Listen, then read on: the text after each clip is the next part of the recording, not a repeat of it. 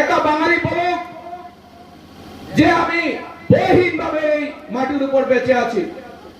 একজন বাঙালি বলুক যে আমি সুরক্ষিত ভাবে আমার ছেলে মেয়ের সুরক্ষিত ভবিষ্যৎ আমি গড়তে পেরেছি।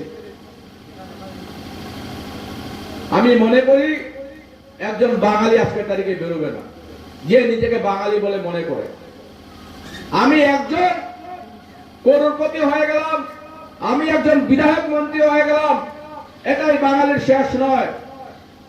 আমাদের লক্ষ্য থাকতে হবে এই সমাজের শেষ বাঙালি যে আছে সেও যেন নিজেকে সুরক্ষিত ভাবতে পারে। আমরা 10 জন সুরক্ষিত হলে হবে না, আমাদের একজনকে এমসিএ এমএলএ বানালে হবে না, আমাদের একজন নেতা একজন স্করপিও গাড়ি ইনোভা নিয়ে ঘুরলে হবে না। আমাদের প্রত্যেকটি বাঙালি ঘরে শিক্ষার প্রয়োজন, প্রত্যেকটি বাঙালি ঘরে কর্মের প্রয়োজন। প্রত্যেকটি বাঙালি যদি রাত্রে ঘুমাবে সে যেন সুরক্ষিত অনুভব করতে পারে, তার মনে যেন সেই ভয় না আসে যে কাল সকালে ঘুম থেকে ওঠার পর আমার উপরে এই বিপদ আসতে পারে। আজকে সম্পূর্ণ বাঙালি সমাজ একটা বিপদের মধ্যে সীমাবদ্ধ হয়ে আছে। কিছু না কিছু একটা বিপদ সমস্যা প্রত্যেক বাঙালির সাথে জড়িত হয়ে আছে। কোন বাঙালি বলতে পারবে না আজকে আমরা সুরক্ষিত আছি। বিভিন্ন ইস্যু আসে, যে ইস্যুগুলো মিলে আমরা আজকে অসুরক্ষিত হয়ে আছি।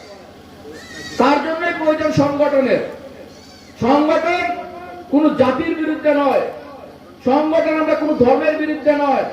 আমরা সংগঠন করছি নিজের জাতির অস্তিত্বকে বাঁচিয়ে রাখার জন্য।